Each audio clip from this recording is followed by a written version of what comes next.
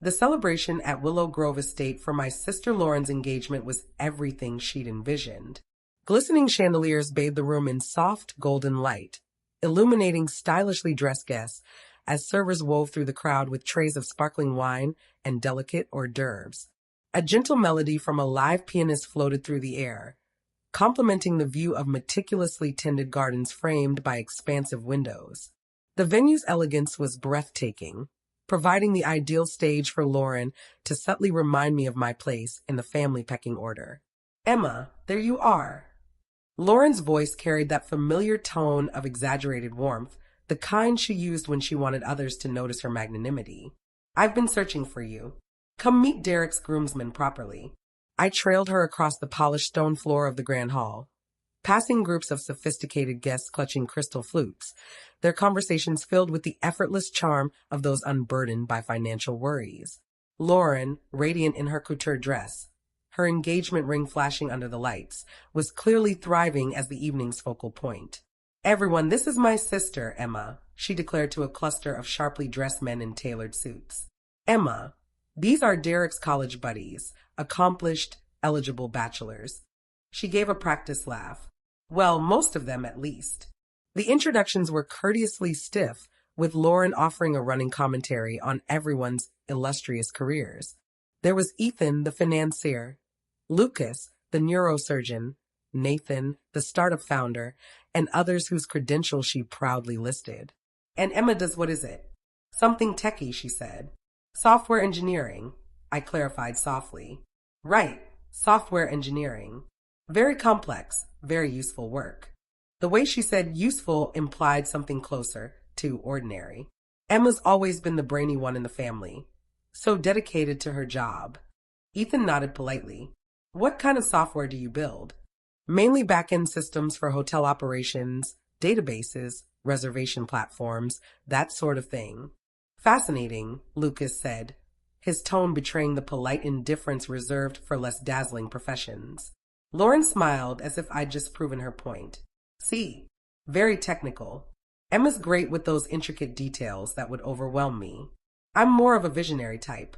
She slipped her arm through Derek's as he joined us, her fiancé looking every bit the polished advertising executive in his impeccably cut suit. "Derek, darling, I was just introducing Emma to your friends.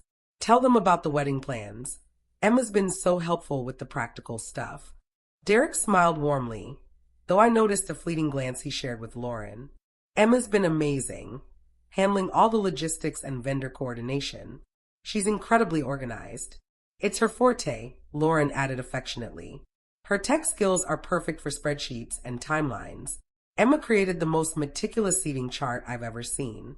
The group chuckled, and I realized I was being cast as the diligent sister who managed the mundane tasks while Lauren focused on the glamorous side of wedding planning.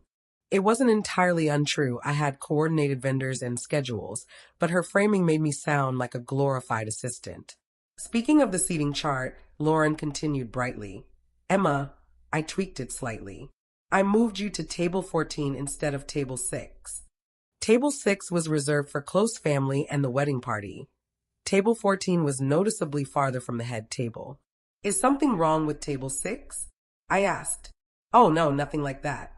Table 14 is just better suited for you.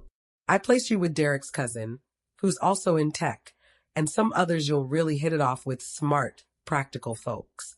Her bridesmaids, Claire, Olivia, and Mia, had appeared beside her, their matching designer dresses making them look like they'd walked out of a fashion spread. They exchanged knowing looks, clearly privy to the seating discussion. "It's actually nicer than the family table," Claire chimed in. "Less pressure to chat with nosy relatives about your dating life or career goals." Olivia nodded eagerly. "And you'll skip the tedious speeches about old family stories. Plus, table 14's closer to the bar," Mia added with a laugh. "Always a plus." Lauren looked pleased with their backup. "See, it's much more comfortable for you. Table 6 will be full of Derek's business contacts and my sorority friends, very lively, intense conversations. Table 14 is more your speed." I understood perfectly. Table 14 was for the family members who didn't quite belong among the elite guests, those who might not navigate high society small talk or feel at ease in such prestigious company. That's thoughtful, I said evenly. I knew you'd get it, Lauren beamed. You're always so sensible, never fussing over status or appearances. Derek's groomsmen seemed slightly uneasy with the exchange, but none commented on the family dynamics unfolding before them. The music shifted to a new tune, and couples began drifting toward the dance floor. Oh, Emma, one more thing, Lauren said, her tone deceptively casual, a sign she was about to say something I wouldn't like. We talked about you giving a speech at the rehearsal dinner, but I've been rethinking the schedule. It might be best to limit speeches to the wedding party and parents, just to keep things streamlined. Claire nodded. Rehearsal dinner speeches can drag if you're not careful. Exactly, Lauren agreed. And honestly, public speaking isn't really your thing, is it, Emma? You're better behind the scenes, keeping everything on track. That's your strength. A quiet resignation settled over me, not quite pain, but an acceptance of how this night was unfolding. I was being gently relegated from sister to background helper, from family to logistical support. That makes sense, I said calmly. Perfect. I knew you'd understand. Lauren squeezed my arm warmly. You're the best. I'd be lost without you handling all the practical details. The conversation shifted to honeymoon plans, dress fittings, and reception timelines. I listened, asked questions, and played the part of the supportive sister, included but diminished. This venue is stunning, Olivia said, gesturing at the lavish hall. Lauren, how did you find it? It was quite the journey, Lauren replied, clearly thrilled to share. We toured probably 20 places. Most were too small, too gaudy, or just not right. But the moment we stepped into Willow Grove, we knew it was the one. It must have cost a fortune, Ethan remarked, admiring the chandeliers and stone floors. Derek chuckled. Let's just say the ad business has been kind. It's not cheap, but it's worth every cent, Lauren added. This is a once-in-a-lifetime moment. We wanted something that reflects who we are as a couple. Mia nodded. It's so elegant, so exclusive. Exactly, Lauren said, her eyes sparkling. Willow Grove only hosts a handful of events each year. They're very choosy about their clients. You can't just book it. They have to approve you, like a private club. Really? Lucas asked, intrigued. Sort of, Derek explained. They ensure their events meet a certain standard, the right people, the right vibe. It's not for everyone, but that's what makes it special. I felt subtle glances in my direction, the unspoken message clear. Willow Grove was for people like Lauren and Derek, successful, connected, polished. Not for someone like me, with my practical job and modest lifestyle. The waiting list is usually years long, Claire added. But Lauren somehow snagged a date in just 8 months. We got lucky, Lauren said modestly. A last-minute cancellation opened up, and the coordinator remembered us from our visit. We jumped at the chance. Good thing you could afford it, Nathan said with a grin. I looked into places like this for my brother's wedding. The deposits alone are insane. It's an investment, Derek admitted. But like Lauren said, you don't skimp on your dream wedding. The group swapped stories about lavish weddings and exclusive venues, emphasizing the importance of sparing no expense for such a milestone. I joined in asking questions and offering supportive comments, while privately wondering how Lauren and Derek were funding this extravagance. Emma's wedding will probably be more low-key, Lauren said at one point, her tone diplomatic. She's always liked simpler gatherings. Nothing wrong with that, Claire added. You can do beautiful things on a budget with some creativity. Absolutely, Mia agreed. Smaller weddings can be so charming, very DIY.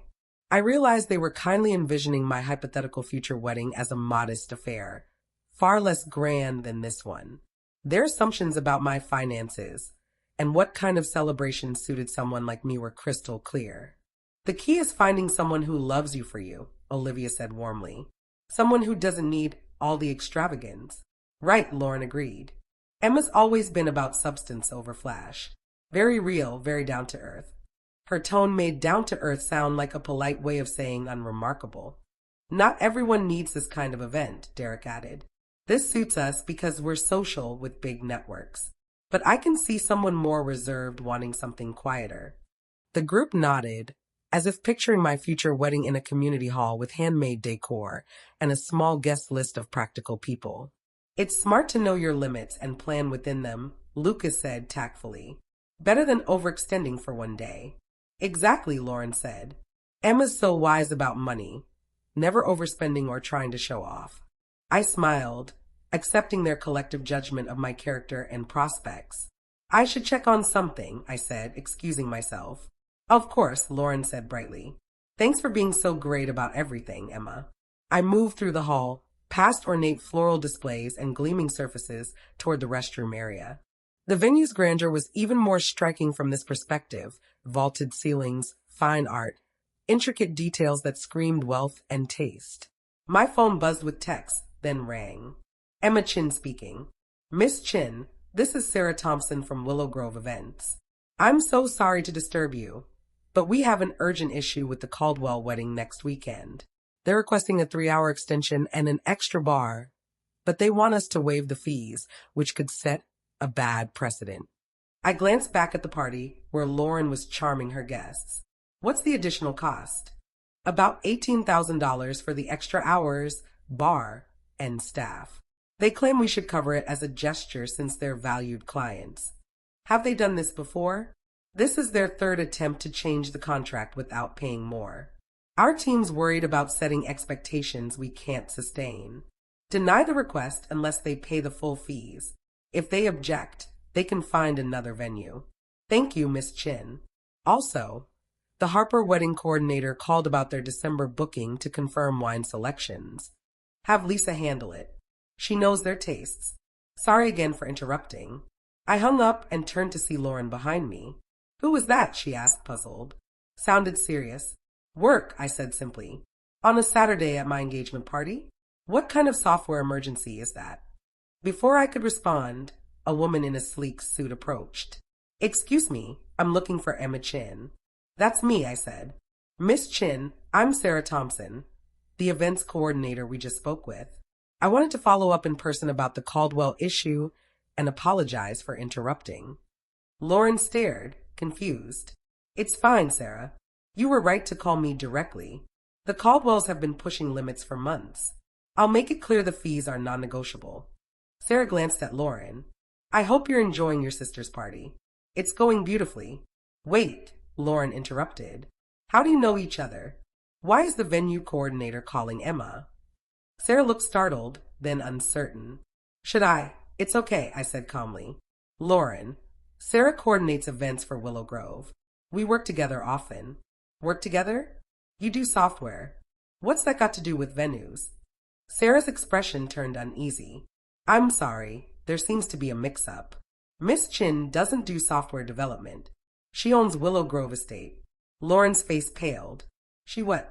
Miss Chin acquired the property 3 years ago, Sarah continued, unaware of the shock she was delivering. Her vision and investment have transformed our operations. Lauren's mouth opened and closed silently. I should get back to the party, I said. Sarah, thank you for handling the Caldwell issue. I'll review the Harper wine list Monday. Of course, Miss Chin. Sorry again. Sarah left, leaving Lauren and me in the stone-floored hallway, the party sounds drifting faintly. You own this place? Lauren whispered. I own this place, but you said you do software. I develop software for hospitality systems, booking and event management for my properties. Willow Grove, the Crestview Hotel, Riverside Conference Center, the Metropolitan Pavilion, and a dozen smaller venues. Lauren leaned against the wall, stunned. This can't be real. It's real. You never asked what I do, Lauren. You assumed I was a low-level tech worker and didn't care to learn more. But your tiny apartment, your old car, your clothes, she gestured at my simple dress. I live in a convenient apartment near my office, drive a paid-off car, and dress practically for site visits and contractor meetings. Those don't define my wealth or success. How much? She stopped herself. How much money do I make? What are my properties worth? What did your party cost me? Lauren's eyes widened. Cost you? You booked this venue 8 months ago with a cancellation story. There was no cancellation. I reserved the date for you the moment you got engaged. You've been planning your dream wedding with my staff and resources. But we paid a deposit. We signed a contract for half the real cost. I've covered the rest. Lauren sank to the floor, her dress fanning out. Why didn't you tell me? When you decided I was the practical sister who handles details. When you moved me to table 14 because I wouldn't fit with your VIPs. When you canceled my speech because public speaking isn't my thing. When you assumed my wedding would be small because I'm sensible. I sat on a bench, looking at my sister who seemed to be unraveling. For 3 years, you've treated me like the family member you tolerate, but don't value. You made assumptions about my life without asking. But I didn't know, she said weakly. You didn't want to know. There's a difference. My voice stayed gentle but firm. You decided who I was without checking. Does Derek know? Derek knows exactly who I am. He's been professional and respectful. Even tried to pay full price, but I gave you the family discount. Family discount, she echoed. 50% off. Plus I covered the premium flowers, extra bar, and live music. Your dream wedding costs about $47,000. You've paid $12,000. Lauren buried her face in her hands. What have I done? You've planned a stunning engagement party and a beautiful wedding. You've also spent years making it clear you see me as an embarrassment who needs to stay in her lane. I never said that. You put me at table 14 with my kind of people. You canceled my speech because I'm not a speaker. You've called me practical, sensible, grounded, like polite ways of saying I'm dull and unsuccessful. Tears welled in her eyes. What now? Are you canceling the wedding? Making us pay full price? I studied my sister, now realizing her view of our family dynamic was built on false assumptions. I'll do what I've been doing for 8 months, I said. I'll ensure you have a beautiful wedding you can afford because you're my sister and I love you, despite everything. Lauren sobbed harder. I'm so sorry, Emma. I was so wrong. Yes, you were. Can you forgive me? I can. But things have to change. You can't judge people's worth by assumptions or superficial measures, like cars or seating charts. I know. You're right. And table 14 is the best spot in the house, I added with a small smile.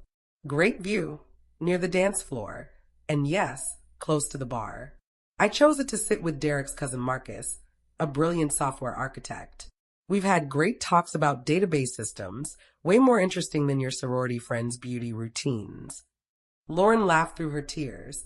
You're not mad about the seating? I'm not mad about the seating. I'm mad about the assumptions behind it. She nodded, wiping her eyes. What do I tell people about you? The truth. Your sister owns the venue and graciously hosted your wedding. And Derek's friends? They think you're a tech assistant. The good ones will adjust. The rest aren't worth impressing. I helped Lauren stand, her dress creasing slightly. Ready to return to your party? Ready to introduce me properly? I smiled. I've been ready for 3 years. Are you ready to have a sister who doesn't fit your assumptions? She smoothed her dress and checked her reflection. I'm ready. And Emma, thank you for the venue, the discount, for not canceling when I deserved it. You're my sister, I said. This is what family does. We walked back to the party, where guests would soon learn that sometimes the most successful person in the room doesn't need to flaunt it. Behind us, Sarah managed the evening with precision, ensuring Lauren's engagement party ran seamlessly at my venue, with my staff and my support. Just another Saturday in hospitality, complicated by family dynamics and a much-needed reckoning about assumptions, respect, and finding one's true place.